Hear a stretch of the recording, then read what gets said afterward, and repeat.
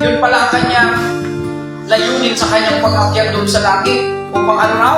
Ipaghanda tayo na matitirahan doon. Amen?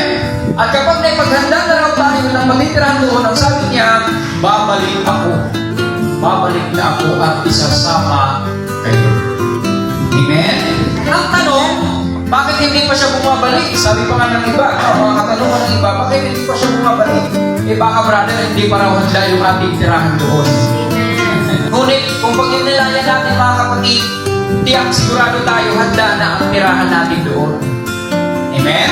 Dahil kung isipin natin, matagal ng panahon, mga kapatid, sinulat ng Biblia, matagal ng panahon, ipinagdiriwang na nangalang natin ang pag-akyat ng Panginoon doon sa langit. Mula nung siya'y muling nabuhay, mga kapatid, sinasabi natin, 2,000 years ago na, mahigit yung lumipas.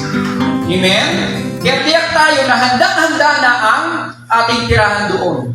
Handa na ang langit.